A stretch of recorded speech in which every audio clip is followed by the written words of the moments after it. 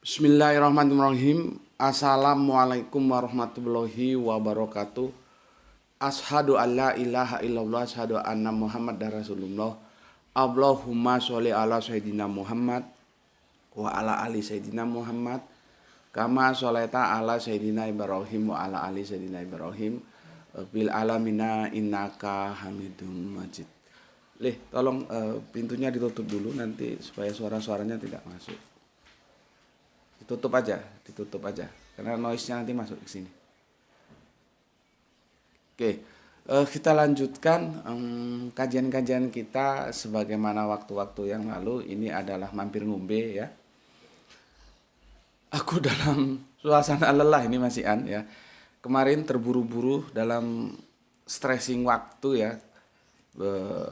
Shooting video tentang apa kemarin ya.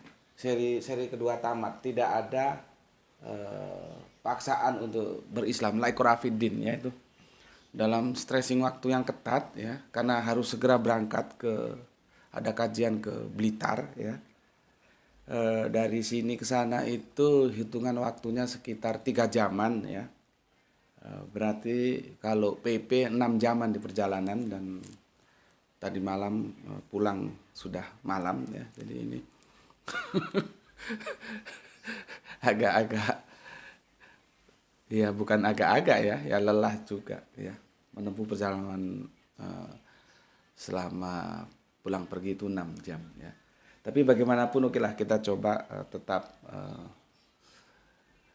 mengadakan sesuatu yang bisa bermanfaat, yaitu mampir ngombe kali ini akhir pekan ya, Ahad. Oke. Untuk itu aku mengajak kalian semuanya, sebagaimana biasanya kita doakan kepada saudara-saudara kita yang memberikan sholawat atas channel dakwah ini ya. Semoga sholawat itu menjadi catatan langit amal soleh bagi mereka dan keluarga. Begitu juga untuk viewer dan subscribe-ku semuanya ya, yang aku tidak bisa sebutkan satu persatu. Aku ucapkan terima kasih atas doa-doa baiknya untukku dan keluarga, dan semoga kebaikan doa itu juga tercurahkan untuk kalian semuanya. Amin amin ya robbal alamin. Ini agak agak lelah, agak ngantuk ya. Minum kopi dulu biar mengusir kelelahan dan kengantukan. Bismillahirrahmanirrahim.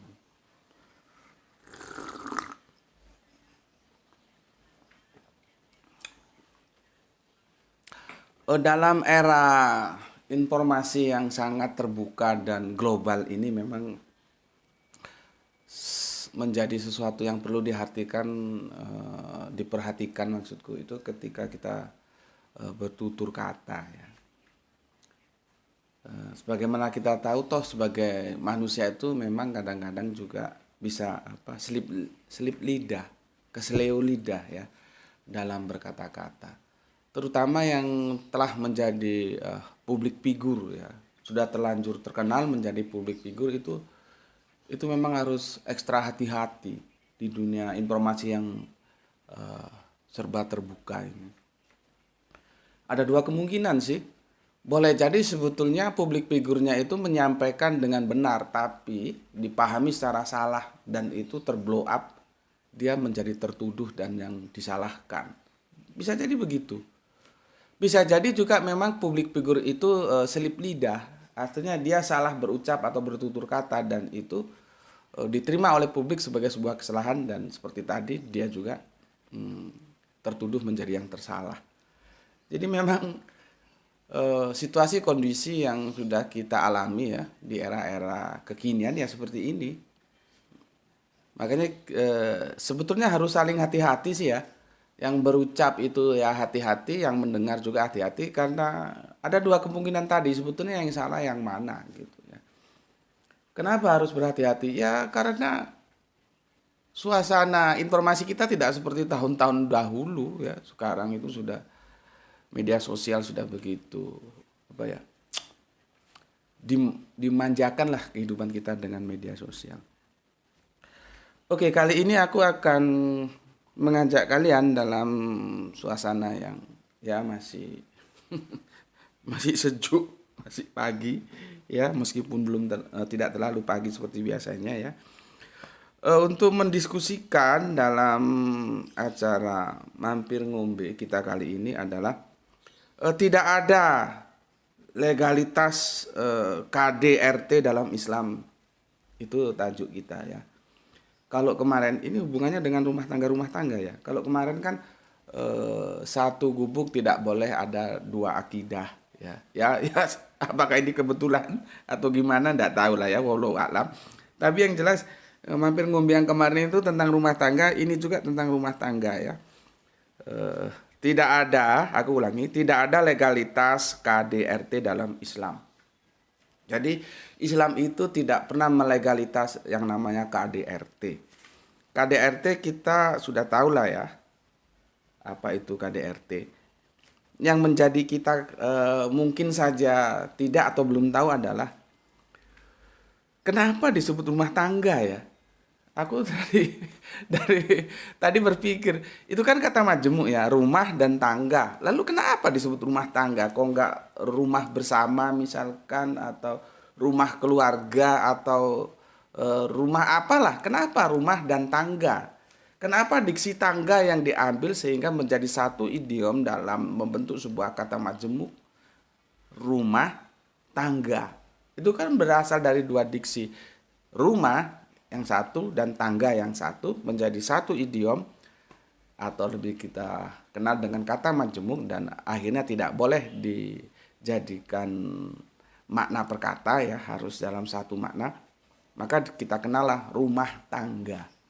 Yang jadi masalah kenapa sih kok rumah tangga itu ya, ini perlu diskusi tersendiri lah ya. Yang jelas kita tahu apa itu kejahatan dalam rumah tangga yang disingkat dengan KDRT itu. Oke, aku jelaskan dulu tentang nusu. Nusu itu banyak yang menerjemahkan, banyak yang menafsirkan. Cuman aku akan mengambil sebuah penjelasan yang paling simpel saja supaya kalian tidak terlalu sulit untuk memahami. Itu adalah nusu itu bisa dikatakan ya, simpelnya itu ketidakpatuhan gitu loh ya, ketidakpatuhan ya. Tapi kalau kalian, karena banyak yang mengartikan, mau ambil terjemahan lain juga boleh, silahkan saja. Ya. Aku di sini hanya mengambil yang simpel aja ya, simpelnya opo kui nusuk, yo ketidakpatuhan gitu ya. Oke, banyak hadis-hadis dari Kanjeng Nabi yang menjelaskan tentang bagaimana kita berinteraksi secara baik dengan keluarga. Keluarga itu berarti kalau kita cara pandang basicnya itu suami, maka istri dan anak. Secara garis besar begitu ya. Banyak ya hadis-hadis yang mengajarkan kepada kita ya, bagaimana kita diperintahkan untuk berinteraksi secara ma'ruf, secara baik terhadap keluarga. Tentunya dari hadis-hadis yang banyak itu tidak semua bisa aku tampilkan ya. Aku hanya menampilkan yang urgen sajalah, yang begitu dekat koneksitasnya dengan apa yang sedang kita bahas dalam tajuk. Tidak ada legalitas KDRT dalam Islam ya. Oke. Ini yang pertama, ini hadis ini favorit ya, semua orang tahu, meskipun yang tahu biasanya sepenggal saja karena nggak dibaca secara keseluruhan ya.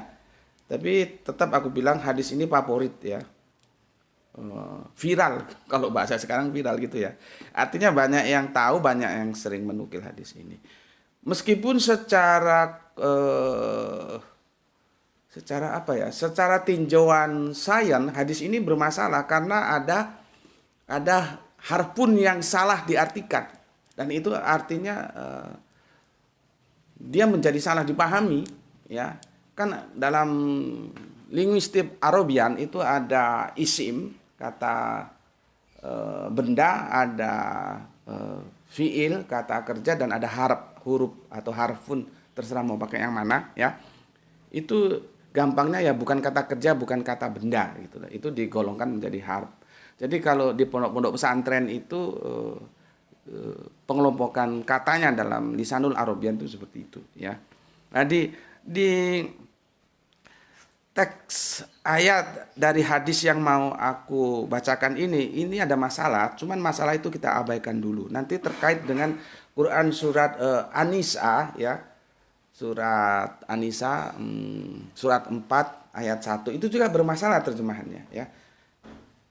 Karena kalau kita tinjau dari sudut pandang sains itu tidak ada manusia meskipun dia perempuan diciptakan dari tulang rusuk itu enggak ada ya.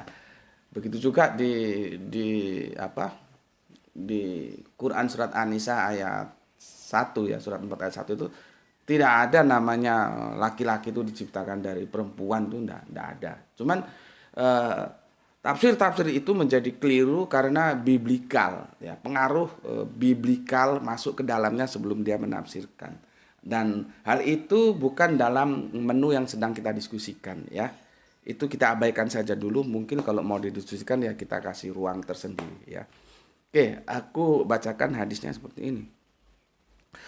Saling berwasiatlah kalian untuk berbuat baik kepada perempuan. Berwasiat itu artinya saling mengingatkan agar kita berbuat baik kepada perempuan. Karena sesungguhnya perempuan itu diciptakan dari tulang rusuk. Nah, di sini yang bermasalah. Tapi aku sudah katakan kita abaikan saja dulu itu ya. Di narasi bahwa perempuan diciptakan dari tulang rusuk itu ada kesalahan terjemahan harfnya ya. Tapi kita abaikan saja dulu ya. Dan yang paling bengkok dari tulang rusuk itu adalah bagian paling atasnya. Jika kamu berusaha meluruskannya, kamu akan membuatnya patah. Dan jika dibiarkan, akan tetap atau akan terus bengkok. Karena itu saling berwasiatlah kalian untuk berbuat baik kepada perempuan.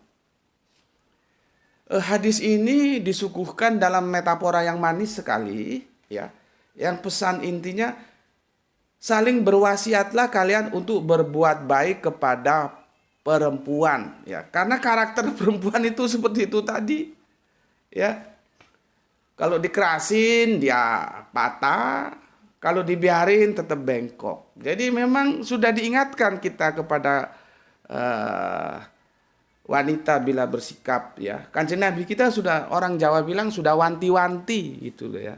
Supaya wanti-wanti supaya kamu itu hati-hati terhadap perempuan ya, karena dia kita biarkan dulu teksnya, karena dia diciptakan dari tulang rusuk dan karakternya itu ya begitu, yang namanya tulang rusuk itu ya, yang bagian atasnya dia bilang Kanjeng Nabi kita ngendikan itu, ngendikan tuh bahasa Jawa, berucap gitu ya, dijarno dibiarkan itu ya tetap bengkok.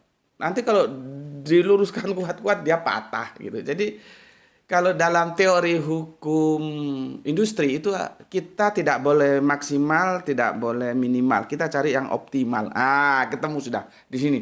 Ya. Alhamdulillah Allah beri aku inspirasi dan aku bagikan kepada kalian untuk memahami hadis ini. Artinya kamu wong lanang, laki-laki, berlakulah optimal kepada perempuan-perempuanmu atau istri-istrimu begitulah ya.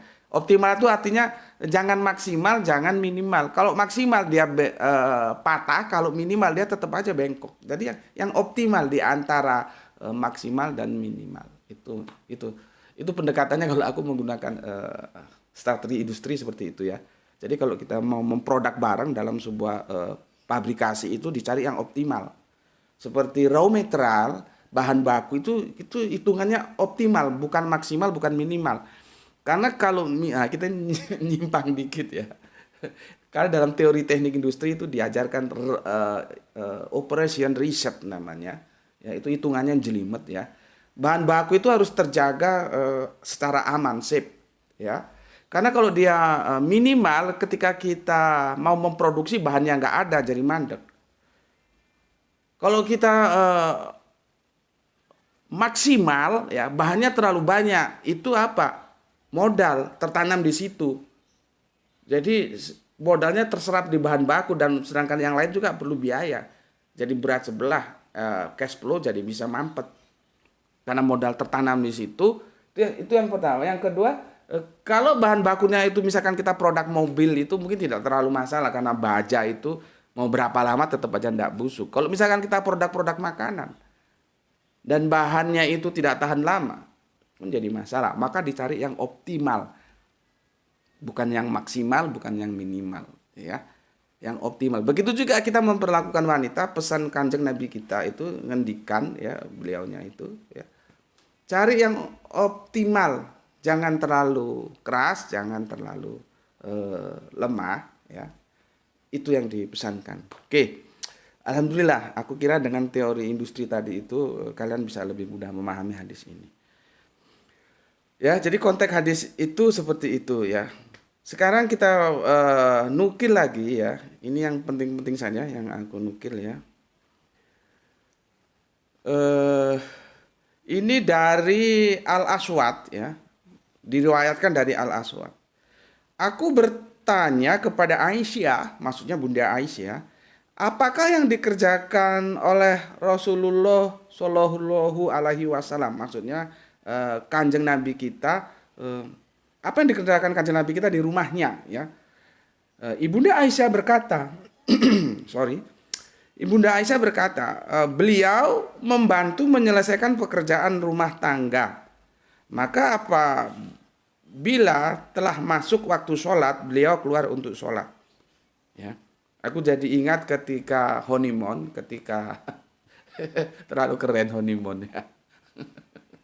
Orang remaja nggak punya masih ngontrak ngomong honeymoon, ini gimana?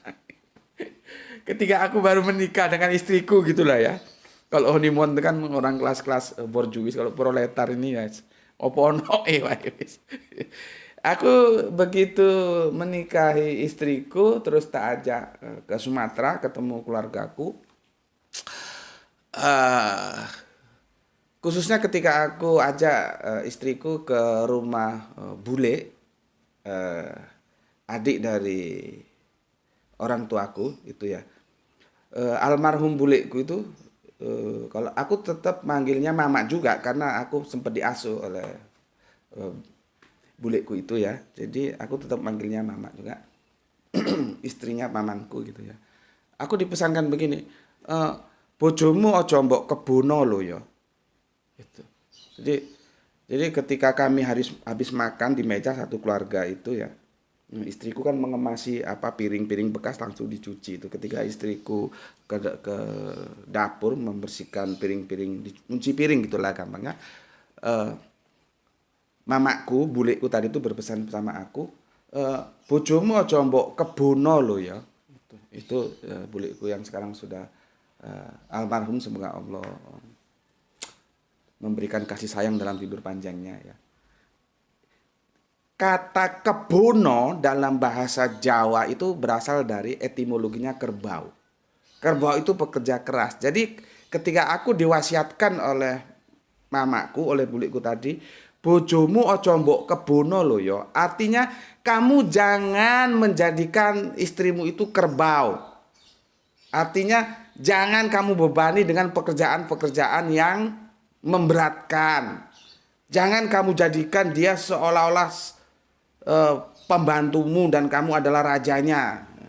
Jangan, tidak boleh, ya. Seperti pesan Kanjeng Nabi kita ini yang disampaikan oleh Bunda Aisyah, ya. Ini kan pesan Bunda Aisyah untuk kita semua. Ketika ditanya oleh Al-Aswad, itu kan Kanjeng Nabi itu gimana di rumah? Maka Bunda Aisyah menjelaskan, beliau membantu menyelesaikan pekerjaan rumah tangga. Maka apabila telah masuk waktu sholat, beliau keluar untuk sholat. Membantu menyelesaikan pekerjaan rumah tangga. Jadi artinya kesibukan-kesibukan apa yang itu bisa kita lakukan untuk membantu istri kita, ya kita lakukan. Seperti aku nih, aku kalau sekarang karena kesibukan, ya, kadang-kadang harus menyusun materi kajian, ya. Sempat sekarang waktuku untuk baca buku itu aja sudah berkurang. Dulu itu aku bisa tiap hari minimal itu, ya, 2-3 jam bisa baca buku, sekarang enggak. Jadi memang aku ini dalam dalam lingkaran waktu yang harus aku pandai-pandai memanage gitu. Dulu itu aku ya nyapu rumah, ya nyuci pakaian itulah aku lakukan. Ya. Jadi apa yang bisa aku lakukan untuk itu bisa meringankan tugas-tugas istri, ya aku lakukan, ya. Aku lakukan. Begitu juga Kanjeng Nabi itu selalu membantu, ya. Tidak lalu seperti raja terus kuwabe bojone semua istrinya yang mengerjakan, dia tinggal leha-leha. Ya ndak boleh begitu dong, ya. Jadi ini mencerminkan sebuah pesanan kepada kita agar kita, ya kalau pakai bahasa Jawa tadi itu gampangannya, bojomu aja mbok kebono loh yo. Istrimu jangan kamu jadikan kerbau gitu. Kerbau itu kan pekerja keras ya. Jangan untuk kerja keras terus sementara kamu leha-leha. Indah sekali hadisnya Kanjeng Nabi ya. Aku lanjutkan berbicara tentang rumah tangga ya. Seperti tadi, apa itu rumah tangga ya wis lah. Nanti kita diskusikan tersendiri itu eh, cerita etimologinya itu bagaimana ya. Kok bisa menjadi rumah dan tangga itu jadi satu. Ini Kanjeng Nabi ngendikan. Ngendikan itu mengucap dalam bahasa yang inggil, tinggi ya. Kromo inggil orang Jawa bilang. Kanjeng Nabi ngendikan, sebaik-baik kalian adalah yang terbaik sikapnya terhadap keluarga. Ya. Jadi sebaik-baik kita nih laki-laki ini ya adalah yang baik terhadap keluarga. Dan Kanjeng Nabi mengendikan, dan aku adalah yang terbaik di antara kalian terhadap keluargaku. Artinya, sebagaimana Kanjeng Nabi, itulah usaha keras. Ya meskipun kita tidak mungkin bisalah menyamai Kanjeng Nabi, tapi seperti yang aku bilang, Kanjeng Nabi itu menjadi tonggak, menjadi acuan, menjadi tujuan yang akan kita capai. Kita harus bisa seperti Kanjeng Nabi, meskipun ya tidak mungkin lah. Ya. Artinya apa? Kanjeng Nabi mengajarkan bahwa dia baik terhadap keluarganya, dan Kanjeng Nabi mengatakan aku adalah yang terbaik terhadap keluarga. Maka kita harus berusaha baik terhadap keluarga kita. Ya. Hadis ini dapat dimaknai ya sebaik-baik laki-laki adalah yang terbaik sikapnya terhadap yang namanya keluarga ya istri dan anak-anaknya ya. Harus diperlakukan dengan baik. Dalam konteks ini kita fokus ke istri dulu ya. Oke. Kita dapatkan sebuah contoh baik, pelajaran baik dari kisah Kanjeng Nabi Ayub ya. Kanjeng Nabi Ayub ini adalah nabi yang subhanallah tingkat kesabarannya ini tingkat level tasawuf tingkat tinggi ya. Nabi yang paling sabar. Makanya ketika di perjanjian lama itu beliaunya ngendikan ya, apakah kita menerima yang baik-baik saja maunya yang dari Allah itu, sementara yang tidak baik tidak mau kita terima. Itu kan sebuah pernyataan yang singkat tapi dalam. Ya. Sakit itu kan sesuatu yang kita tidak suka, tapi apakah kita tidak akan mau terima? Kita hanya mau terima yang kita suka-suka saja dari Allah. Itu kan sesuatu perenungan yang itu membuat kita mawas diri seharusnya ya. Disitulah tingkat kesabaran Kanjeng Nabi Ayub ya, yang itu dipotret di dalam Al-Qur'an yang sebagai contoh untuk kita semua ya. Kanjeng Nabi Ayub itu punya istri, ini tebal-tebal, ada yang mengatakan namanya itu Rahma binti Afraim ya. Yang itu dari jalur Sami Al-Makhlut, itu lewat Ibnu Katsir, tapi ada ulama lain yang mengatakan Laya binti Minsa ya.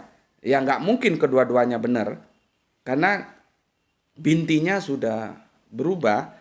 Tapi bisa jadi apakah Misa itu adalah Afraim, sedangkan apakah Laya itu nama lain dari Rahma, ya kemungkinan bisa saja sih ya sebetulnya. Tapi ya terserah lah ya, kalian mau ngikuti yang mana, siapa sebetulnya nama istri beliau yang memang tidak secara tekstual disebutkan di dalam Al-Quran. Al-Quran itu yang tekstual itu wanita yang disebut itu adalah Bunda Maryam. Jadi bagaimana penghormatan Al-Quran terhadap Bunda Maryam, itu bundanya Kanjeng Nabi Isa yang saudara kita bilang Yesus, itu sudah penghormatan yang tanpa reserve. Ketika Bunda Maryam disudutkan oleh orang-orang Yahudi, maka Al-Qur'an ya dalam narasinya itu tampil memberi pembelaan yang tanpa reserve juga. Jadi seharusnya ini kan diperhatikan juga supaya kita tahu benang merah antara Nasrani kemudian menjadi Kristen ketika dikaitkan dengan Islam itu tidak terlepas begitu saja ya. Sehingga kalau kita mau berdialoglah dengan baik ya, dengan sesuatu yang ya kalau nggak setuju sampaikan dengan baik, kalau setuju sampaikan juga dengan baik dengan argumentasi yang bisa disampaikan, monggo-monggo saja ya. Oke. Saat beliau, maksudnya Kanjeng Nabi Ayub menderita sakit dan ditinggalkan oleh istrinya karena tak sanggup merawatnya. Memang merawat. Jadi kalau ada, semoga tidak ya, semoga kalaupun ada yang sakit, semoga cepat sembuh. Kalau dalam keluarga kita itu ada yang sakit, itu yang capek itu bukan hanya yang sakit loh. Karena aku pernah mengalami keluargaku ketika almarhum adikku itu sakit. Ya. Itu satu rumah kita ikut merasakan semuanya, kecapean ngurus. Ada orang bilang pakai obat ini, kita pakai cari ke sana ke sini, cari nggak ada kemana ada kita cari gitu. Jadi begitu. Jadi seperti yang dialami istri beliau itu mungkin ada sebuah titik jenuh manusiawi ya, ngurusi Kanjeng Nabi Ayub yang seperti itu kan. Kan itu ada sebuah pertanyaan dari istrinya kalau kita lihat di perjanjian lama itu, apakah kamu itu masih tetap akan bersabar kepada Allah dengan apa yang kamu alami kan saking ya mungkin istrinya kan juga tidak setangguh Nabi Ayub ya dalam menerima cobaan ya. Sebetulnya ya manusiawi juga lah ya. Saat menderita sakit dan ditinggalkan oleh istrinya karena tak sanggup merawatnya, itu Nabi Ayub bersumpah itu atau katakanlah bernazar ya, akan memukul istrinya sebanyak 100 kali pukulan. Ya. Kalau orang Jawa bilang aku wis mari kon tak kepuk ping 100, kamu kalau aku sudah sembuh nanti aku pukul 100 kali. Ya. Karena apa? Ya karena seperti yang aku jelas tadi, nusuk. Nusuk itu ketidakpatuhan ya. Ketidakpatuhan. Cuman kan ya manusiawi lah ya. Apa yang dilakukan oleh istri beliau itu karena mungkin jenuh ngurusi orang sakit terus ya. Oke. Kemudian ya, ini ketika Kanjeng Nabi Ayub sudah sembuh ya, Kanjeng Nabi Ayub diperintahkan untuk mengambil seikat rumput yang berjumlah 100 buah. Itu tafsirnya ada yang mengatakan rumput, ada yang mengatakan ranting-ranting kecil ya. Bagian pohon itu ada ranting yang kecil-kecil itu diikat dan itu jumlahnya 100 buah, lalu diikat menjadi satu seperti sapu lidi itu ya. Dan dia cukup memukulkan istrinya dengan sekali pukulan saja dengan menggunakan seikat rumput yang berjumlah 100 buah. Jadi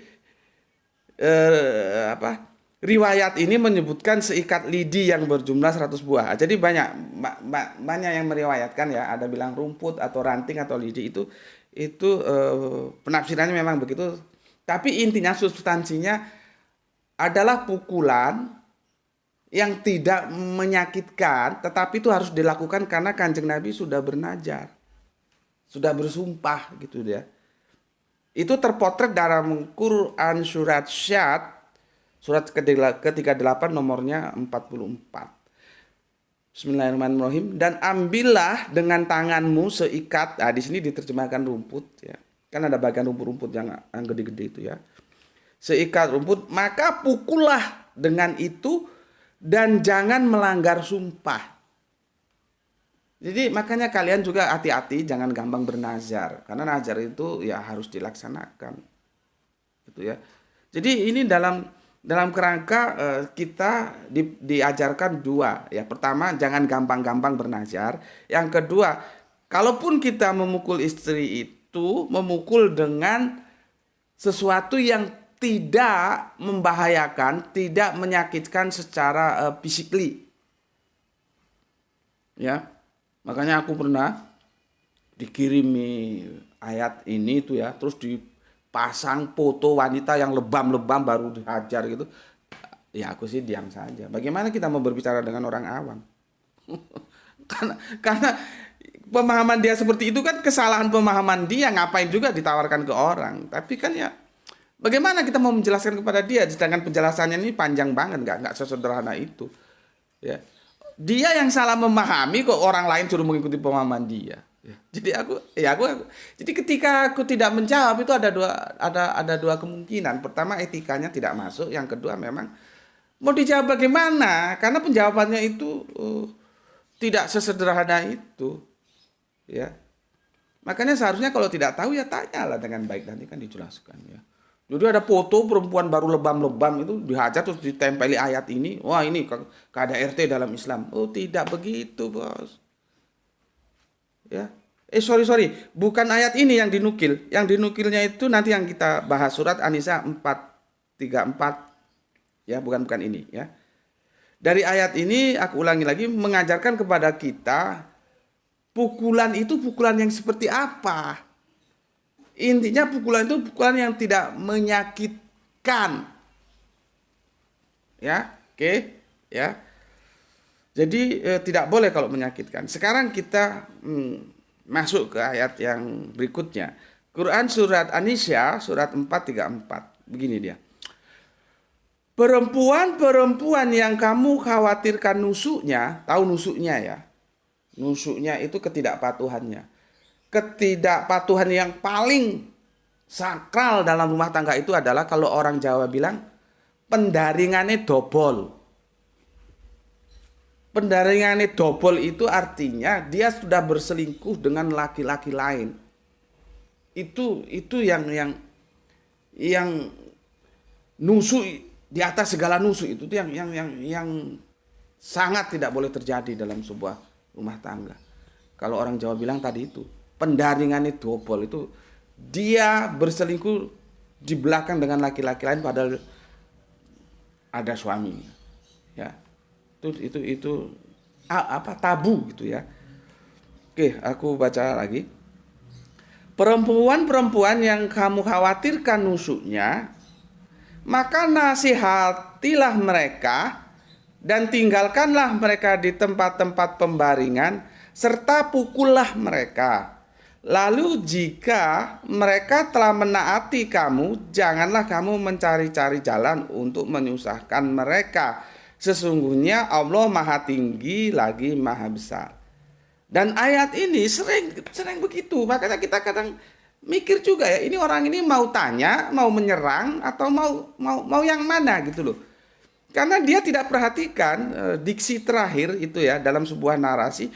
Janganlah kamu mencari-cari jalan untuk menyusahkan mereka. Sesungguhnya Allah Maha Tinggi lagi Maha Besar. Yang diekspos itu hanya pukullah, tapi dia tidak baca penutup ayat itu. Sementara dia sendiri tidak paham pukul itu pukul yang bagaimana yang dimaksudkan Quran surat An-Nisa surat 434 ini. Apakah itu berarti melegalkan KDRT dalam Islam? Ya kalau dipahami begitu ya berarti kamu salah memahami. Kamunya yang salah memahami, bukan Al-Qur'annya. Karena Al-Qur'an berdasarkan hadis-hadis tadi yang sudah kita awali dengan hadis, itu menyimpulkan sebuah kesimpulan untuk kita sebagai education dalam rumah tangga. Tidak boleh ada kejahatan atau kekerasan ya. Terutama topiknya dalam hal ini adalah istri. Tidak boleh. Oke. Jadi Quran surat 4 ya. Surat 4 ini ya harus dipahami secara utuh ya, secara utuh. Biasanya ujungnya itu ya karena itulah. Ini tujuannya ngapain sih orang ini ya? Kadang-kadang seperti tadi itu, foto perempuan dihajar lebam matanya, pipinya atau apanya, mulutnya bunga-bunga terus dikasih ayat ini. Ya ujung ayatnya itu dibaca. Jangan hanya pukulnya aja yang diekspos ya. Sudah jelas kok ayatnya. Ujungnya itu begini. Janganlah kamu mencari-cari jalan untuk menyusahkan mereka. Ya. Sesungguhnya Allah Maha Tinggi lagi Maha Besar gitu ya. Sekarang coba kita kupas dari ayat 4 Quran surat An-Nisa ini. Dari ayat ke-34 dari surat An-Nisa ini ya. Begini. Oke, aku bacakan sekali lagi ya supaya kalian gampang memahaminya. Perempuan-perempuan yang kamu khawatirkan nusuknya, maka nasihatilah mereka dan tinggalkanlah mereka di tempat-tempat pembaringan serta pukullah mereka. Lalu jika mereka telah menaati kamu, janganlah kamu mencari-cari jalan untuk menyusahkan mereka. Sesungguhnya Allah Maha Tinggi lagi Maha Besar. Clear ya? Sekarang aku coba kupas satu persatu untuk aku bagikan kepada kalian semua. Tuntunan ya, peneguran atas sikap nusuk dalam surat An-Nisa ayat 4 ini dia gradual, bertahap. Ya, tidak ujuk-ujuk. Ya, dia bertahap, gradual, ya. Tidak ujuk-ujuk. Tidak langsung, ada tahapannya. Pertama, dengan mulut apa? Nasihati. Ojo ngono lah yo, aku ora seneng, jangan begitu, aku ndak suka. Kalau dia dengan omongan saja sudah taat, ya sudah. Itu loh ya. Ternyata diomongin nggak taat. Baru yang kita dengar dengan istilah, kalau aku gampangkan di sini, pisah ranjang, tidur berpisah. Itu sebagai isyarat. Ya, istri itu seharusnya juga tahu, oh berarti suamiku lagi nggak senang sama aku. Ada masalah apa? Mawas diri, oh suamiku nggak suka begini, aku disuruh begitu, gitu ya. Ya, oke, pisah ranjang. Ya. Tahapan kedua, kalau itu juga belum menyadarkan istri, baru tahapan ketiga, pukul. Ya, pukul ya. Jadi nasihat, tahapan pertama, pisah ranjang, tahapan kedua, baru yang terakhir pukul. Ya. Tolong perhatikan, pukulan ini adalah tahapan atau langkah paling akhir untuk menghadapi sikap nusuk dari istri yang memang benar-benar telah lampaui batas dan perlu untuk ditegur. Jadi itu strategi terakhir, gitulah gampangnya. Bukan ujuk-ujuk kamu pukul. Ya, itu harus dipahami dulu, bertahap, dan pukul itu adalah tahapan terakhir, itu yang pertama. Yang kedua, kita lihat etimologinya supaya ini nggak pada salah-salah ini, ya. Bila kita lihat etimologinya, diksi pukullah mereka itu dari 4.000 huna itu berasal dari kata doroba. Doroba ku yang gepuk, memukul ya. Yang digunakan Al-Qur'an untuk sebuah diksi pukulan itu doroba. Masalahnya kita tidak tahu pukulan seperti apa. Pukulannya itu seperti apa pukulannya itu. Ya, maka aku ingatkan lagi, kita sudah kaji beberapa waktu yang lalu, cuman aku juga sendiri lupa video kita itu sudah berapa sekarang, Le? Ada 700-an video. Sudah 700-an, mungkin mau beranjak ke 800-an video ya. Itu aku lupa, aku pernah katakan bahwa Al-Qur'an itu bisa kita pahami Quran bil Quran, Quran bil ayat, Quran bin alam. Ya, tafakur, ya bukan tadabur. Kalau tadabur itu Quran bil Quran, ya. Jadi Al-Quran itu adalah penjelas dan di dalamnya juga ada penjelasan bagi yang digunakan untuk menjelaskan itu. Nah, sekarang kita tidak tahu ini pukulan kan tuh, ini pukulan gimana ya? Apa benar pukulan yang lebam-lebam itu? Apa pukulan yang harus gimana? Kan kita tidak tahu apa yang dimaksud. Maka dari itu ya, kita gunakan tafsir Quran bil Quran. Ya. Quran bil Quran artinya kita sudah diberikan penjelasan ya. Itu lewat Quran surat As-Sad surat 3844 yang sudah aku sampaikan di atas tadi. Ya, bagaimana